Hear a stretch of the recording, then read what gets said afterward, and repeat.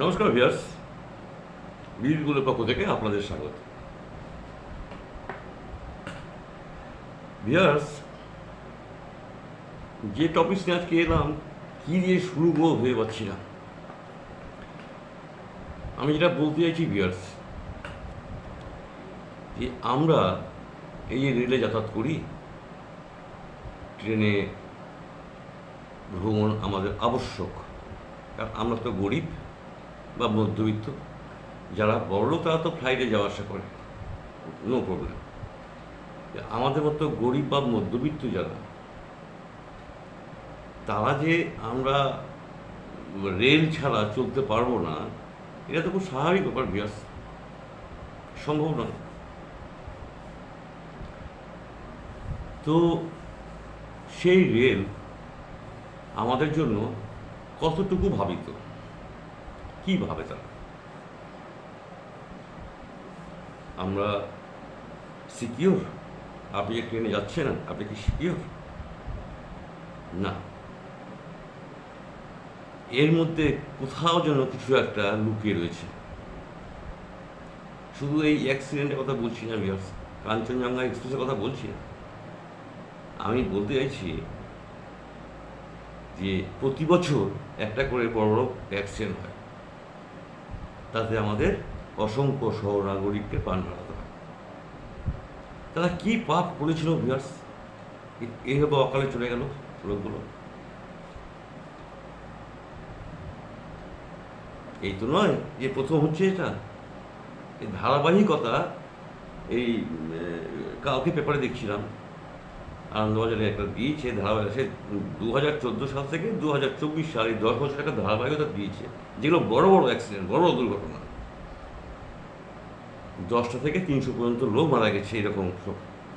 আমরা সবাই জানি সেগুলো, কিন্তু ওই যে ভুলে যাই কিছুদিন পরে আমরা। এই ব্যাপারটা ভিউয়ার্স খুব ভাবার ব্যাপার আছে, কিন্তু কেন হচ্ছে এই জিনিসটা? গত বছর 2রা জুন বাহানাগা স্টেশন, বালেশ্বরে করমণ্ডল এক্সপ্রেস, ভাবুন তো ভিউয়ার্স, 300 লোকের প্রাণ চলে গেল। সে ক্ষত এখনও টাটকা আমাদের। আবার এই কাঞ্চনজঙ্ঘা, রেলের কি ঘুম ভাঙবে না? না, রেল কত লোকেরা প্রাণ চাইছে, এবং এই দায়টা কে নেবে? আমি তরকারের খাতিরে ধরে নিচ্ছি যে ওই মালগাড়ির ড্রাইভারের দোষ, আদৌ কিন্তু তা নয়। যাই হোক, ধরছি মালগাড়ির ড্রাইভারের দোষ, বা কাঞ্চনজঙ্ঘার ড্রাইভারের দোষ, বা স্টেশন মাস্টারের দোষ, বা কেবিন ম্যানের দোষ, আমি সব ধরে নিচ্ছি। এটা কি করে কি করা যাবে? এই প্রযুক্তিটাই তো ফেল করেছে। ম্যানুয়াল ব্যাপারটা তো পরে আসছে। এই প্রযুক্তি যেটা আমাদের system, red signal, green signal, এই প্রযুক্তিবিদ্যাটাই তো নষ্ট হয়ে গেছে। এই প্রযুক্তি সিস্টেমটা তো নষ্ট হয়ে গেছে, ম্যানুয়াল তো পরে। এগুলো রক্ষণাবেক্ষণ আর ঝাড়াই মোছাই করা কে করবে? নাকি অ্যাক্সিডেন্ট আমরা গিয়ে করিয়ে এসছি ভিউয়ার্স, জনসাধারণ গিয়ে? রেল ধোয়া তুলসী পাতা, রেল কিছু জানে না। কি সুন্দর তাদের প্রেস বাইট, লজ্জা লাগে, শুনতেও খারাপ লাগছে। ওই দেখবো আর যাতে না হয়, আর এরকম ঘটনা যাতে না হয়, ব্যাস এইটুকুতেই শেষ। আর আপনার জীবনের মূল্য কতটুকু জানেন? রেল বোর্ড থেকে 10 লক্ষ টাকা, প্রধানমন্ত্রীর তহবিল থেকে 2.5 লক্ষ টাকা, আর যদি মুখ্যমন্ত্রী, আমাদের রাজ্য বা যে কোনো রাজ্যের মুখ্যমন্ত্রী যদি কিছু দেয় 2 লাখ টাকা, তাহলে এই 12-14 লাখ টাকা আপনার জীবনের দাম। ভাবুন, ভাবুন বিয়াস, আমরা কত সিকিওর।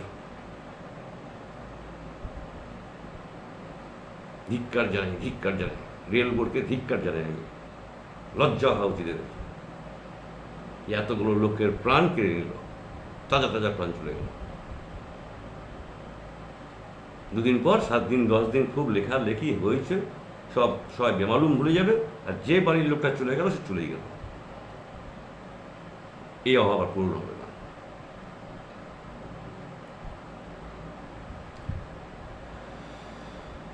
ভিউয়ার্স, খুব সম্ভবত আজকে যারা চলে গেছে, যাদের অকাল মৃত্যু হয়েছে, অপমৃত্যু, সম্ভবত আজকে তাদের পারলৌকিক ক্রিয়াদি হচ্ছে। যার জন্য আজকে আমি এলাম। মানে এরকম অপমৃত্যু যাদের হয় তাদের 3 দিনে প্রারম্ভিক ক্রিয়াদি সেরে ফেলতে হবে, এটা নিয়ম হিন্দু শাস্ত্রে।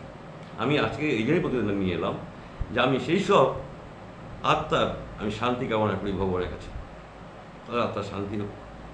তুমি তার চরণে আশ্রয়, তোমার চরণে আশ্রয় দাও। এই লোকগুলোকে, অসহায় লোকগুলো চলে গেল, ভালো ভালো লোক। প্রভু তুমি এদের আশ্রয় দাও, তুমি এদের আত্মার শান্তি করো। আর কি বলো বিয়াস, আজ এ পর্যন্ত রইল। সবাই ভালো থাকবেন, প্রভাতী শুভেচ্ছা রইল। মন ভীষণ ভারাক্রান্ত। আমি যাই হোক আগামীকাল আসবো। সবাইকে শুভেচ্ছা জানিয়ে আজকের মতো গুড বাই।